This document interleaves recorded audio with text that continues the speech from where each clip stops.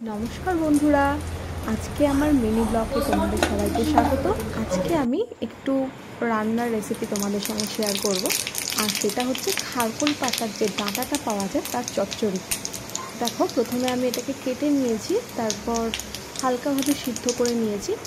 নিয়ে এবার কড়াইতে শুকনো লঙ্কা আর 5 ফোড়ন ভালোভাবে ভেজে নিয়ে তার মধ্যে এই সিদ্ধ করে রাখা খারকোলের ডাঁটাগুলোকে আমি এটার মধ্যে দিয়ে দেবো। তার আগে আমি দেবো কেটে রাখা কাঁঠাল দানা। কাঁঠাল দানা দিলে এটার টেস্টটা এতটাই ভালো হয়, তোমরা যারা খেয়েছো তারা তো অবশ্যই জানো, আর যারা এটা কখনো টেস্ট করোনি জাস্ট একবার এটা টেস্ট করে নাও। এত টেস্টি এটা খেতে হয়, তোমাদেরকে কী বলবো। এই দেখো, কাঁঠাল দানাগুলোকে আমি হালকাভাবে নাড়াচাড়া করে নিচ্ছি, যেহেতু আমি খারকোলের ডাঁটাগুলোকে সিদ্ধ করে নিয়েছি, সেই জন্য এটা হালকাভাবে নাড়াচাড়া করে সিদ্ধ করা ডাঁটাগুলোকে আমি এটার মধ্যে দিয়ে দেব। এই দেখো, দেওয়া হয়ে গেছে। এবার এটাকে নাড়াচাড়া করে নেব এবং এর মধ্যে আমি দিয়ে নেব নুন আর পরিমাণ মতো হলুদ।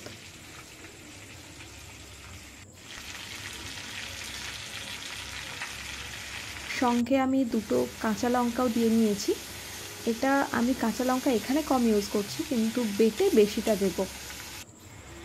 এই দেখো, এখানে আমি সর্ষে আর কাঁচা লঙ্কা নিয়ে নিয়েছি। জল দিয়ে এটাকে আমি খুব ভালোভাবে বেটে নেব।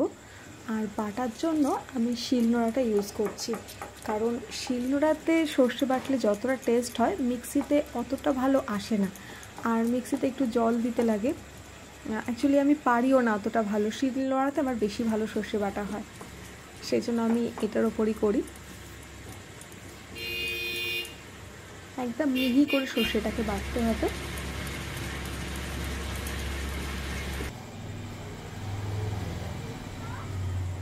এই দেখো, এদিকে আমাদের রান্নাটা অর্ধেক হয়ে গেছে।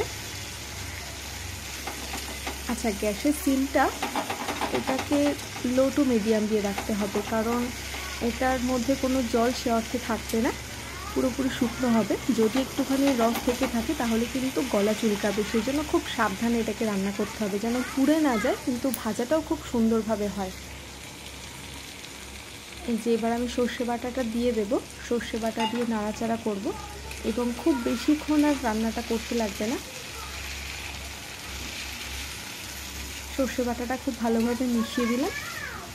এবার এর মধ্যে আমি দিয়ে নেব খানিকটা চিনি, খুব অল্প পরিমাণে, যাতে মিষ্টি না লাগে, কিন্তু কচু জাস্ট হালকা একটা টেস্টটা বেশি ভালো আসে, সেই জন্য এই চিনিটা দেওয়া।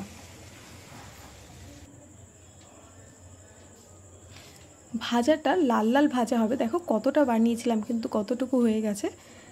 ভাজাটা লাল হবে কিন্তু পুড়বে না। এই যে, আমার রান্নাটা করা হয়ে গেছে। এবার আমি এটাকে ঢেলে নিচ্ছি। আর আমি লোহার কড়াইতে রান্না করতে বেশি পছন্দ করি, কারণ এতে টেস্ট যেন আরও বেড়ে যায়।